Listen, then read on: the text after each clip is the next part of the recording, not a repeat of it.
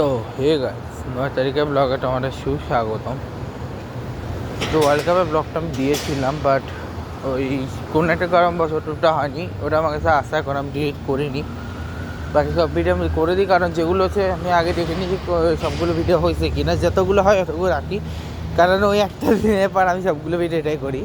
আচ্ছা, যেটা বলছি আমি বলতে চাচ্ছি ভাই, গুজরাট হুট করে কী হলো, ঠিক আছে? বাট গুজরাট কিন্তু হারা যেটা মিক্স নিয়েছিল, অত ম্যাচ তারা হারে না, 4 ম্যাচ আসে কেবল, ঠিক আছে?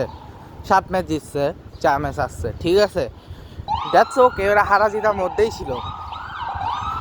কিন্তু আজকে তারা রাজস্থানকে হারিয়ে 230 করবে বা 162 রানে আটকে দিয়ে, 162 রানে রাজস্থানকে আটকে দিয়ে 77 রানে জিতে নাম্বার 2nd পজিশনে ডাইরেক্ট চলে যাবে, সেটা আমি এক্সপেক্ট করিনি, ঠিক আছে?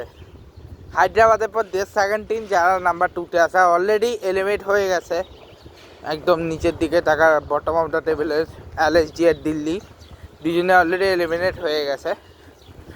মাঝে মুম্বাইও অলমোস্ট এলিমিনেটের পথে, ঠিক আছে? আসি এখন কথা হচ্ছে নাম্বার 4 কে যাবে ভাই? আমি ভাবছি RCB যাবে, কিন্তু RCB তো নাম্বার 4-এ আটকে আছে। আর পাঞ্জাব 6 ম্যাচ জিতার পরে 3 ম্যাচ হারলো। যাক গে, সেটা পরের বিষয়। আমি যেটা এক্সপেক্ট করছি পাঞ্জাবের নেক্সট ম্যাচ, কিন্তু পাঞ্জাব পাশে RCB ম্যাচটা কী হবে সেটা এটাই ভাবতেছি। এক আর সেকেন্ড হচ্ছে কলকাতার নেক্সট ম্যাচ কিন্তু দিল্লির সাথে, তো কলকাতার কাছে আরও ভালো চান্স আছে কোয়ালিফাই করা। অলরেডি তারা 4 ম্যাচ খেলছে, ঠিক আছে? 4 ম্যাচে 4টাই জিতছে। প্রথম 6 ম্যাচে 5টা হারার পরে এরপরে 5 ম্যাচে 4 ম্যাচ খেলছে, 4টাই জিতছে, ঠিক আছে? এই ম্যাচটাতে যদি জিততে পারে, পরে 4টা যদি জিতে, তাহলে খুব বেশি 14 পয়েন্ট নিয়ে কোয়ালিফাই করার চান্স আছে। হ্যাঁ, যদি না RCB বা ওরা আর ম্যাচ জিতে তো। হ্যাঁ, পাঞ্জাবকে আমি মনে হয় টপ 4 প্রেডিকশন আমি ভাবছিলাম গুজরাট যাবে না, বাট এখন মনে হচ্ছে গুজরাট যাবে। এখন আমার মনে হচ্ছে গুজরাট যাবে, ঠিক আছে? কারণ গুজরাট অলরেডি 2-এ চলে এসছে আর 14 পয়েন্ট পেয়ে গেছে। এখন ওরা যদি একটা ম্যাচে জিতে ওরা কোয়ালিফাই করে যাবে, একটা বা 2টা ম্যাচ জিতলে ওরা কোয়ালিফাই করে যাবে। পাঞ্জাবের জন্য ইজি, পাঞ্জাবেরও 2টা ম্যাচ জিততে হবে, বাকি যতগুলো ম্যাচ আছে, ঠিক আছে? আচ্ছা, এটা পাশাপাশি আমি আজকে মুশফিকুর রহিমের বার্থডে, অথচ উনি 71 রান করে আউট হয়ে গেলে, সেঞ্চুরি করলে একটা দারুণ গিফট দেওয়া হতো।